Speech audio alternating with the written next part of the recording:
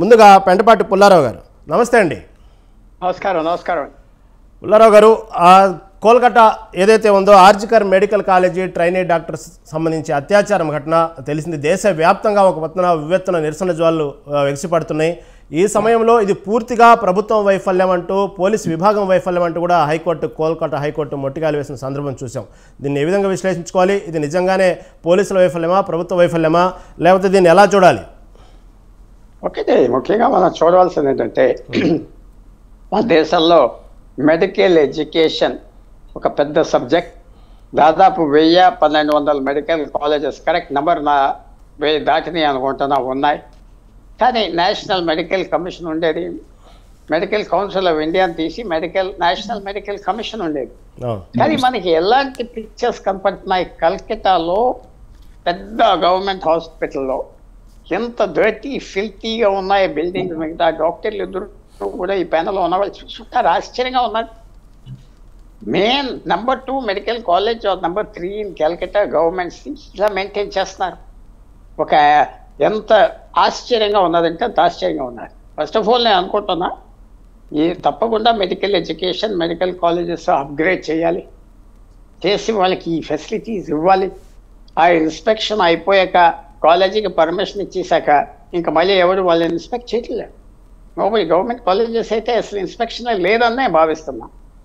Self regulation all India medical institute Delhi చేసుకున్నట్టుగా, కొన్ని central government institutions చేసుకున్నట్టుగా స్టేట్ మెడికల్ కాలేజెస్ స్టేట్ లేదు కదా, అది కనపడుతుంది కదా. ర్యాంపెంట్ ఇండిసిప్లిన్ ఉన్నది కదా. మన ఒక్క కాలేజీలో చెడ్డ ఉన్నది, ఆ ఒక్క కాలేజీలో తీసేస్తే అంతా బాగుంటుంది దేశం అనుకుంటే కష్టం. ఆ కాలేజీని ఒక శాంపుల్గా, ఒక ఎగ్జాంపుల్గా మనం తీసుకుంటే, ఆ ప్రిన్సిపల్ ఎవరైతే కాంట్రవర్సీలో పడ్డాడో గత 2 సంవత్సరాలు 3 సార్లు ట్రాన్స్ఫర్ అవ్వాడు. కానీ 3 సార్లు వారం 10 రోజుల్లో తిరిగి వచ్చేసాడు. కొత్త వాళ్ళని టేక్ ఓవర్ చేయనవ్వలేదు. మరి అలాంటి పరిస్థితుల్లో చాలా ఎగ్జామిన్ చేయాలి. మొత్తం మెడికల్ ఎడ్యుకేషన్ చేస్తే అట్లీస్ట్ ఒక స్మాల్ పోర్షన్ మన సొసైటీలో వాళ్ళకైనా రిలీఫ్ వస్తుంది. నేను చెప్పాను ఇందాక ఫిగర్ 1000 కాలేజెస్, 1200 కాలేజెస్ ఉంటాయి. నర్సింగ్ కాలేజెస్ 2000 ఉండొచ్చు. ఇవన్నీ తప్పకుండా ఒక ఆడిట్ చేయాలి, చాలా అర్జెంటుగా చేయాలి. ఏదో వాళ్ళు తెల్లకోట్లు వేసుకొని తిరుగుతున్నారు అమ్మాయిలు, ఏదో కంఫర్టబుల్గా ఉంటుంది, బయట చెప్పుకోరు. ఇప్పుడు ఆమె చెప్పినవి తెలిసినవి ఉన్నాయంటే ఒక రెస్ట్ రూమ్ లేదు, ఏం లేదు. విశేషంగా ఉన్నది ఆ అమ్మాయి పరిస్థితి, ఆశ్చర్యంగా ఉన్నది. అది గవర్నమెంట్ కాలేజెస్లో అలా ఉన్నది. నేను అనుకుంటున్నా ప్రైవేట్ కాలేజెస్ బెటర్ మెయింటైన్డ్ అని నేను భావిస్తున్నా. కరెక్టో కాదో నన్ను కరెక్ట్ చేయొచ్చు ఎవరైనా. సో తప్పకుండా ఇది ఘోరమైన యాక్ట్. ఒక రేపే కాదు, ఆ క్రూయల్టీ, ఆ బ్రూటాలిటీ, ఆమెను చంపేయటంలో అసలు ఆశ్చర్యం కలగట్లేదు. ఏంటి కారణం? What is it?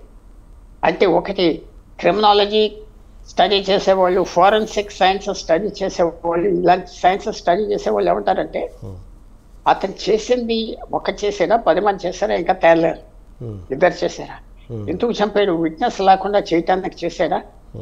నేను చెప్తున్నా చాలా డిస్పాషనెట్గా, అది విట్నెస్లు ఎవరు ఉండకూడదని చేసిన వ్యవహారమా ఆఖరికి?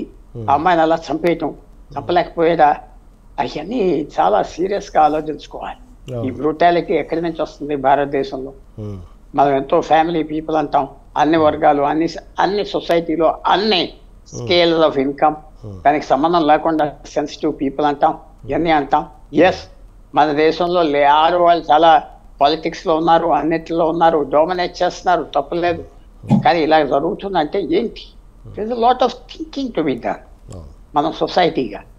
Wear is it coming from? ఈ హీరోయిక్ యాక్టివిటీ 12 సంవత్సరాల క్రితం నిర్భయ 5 చంపేశారు.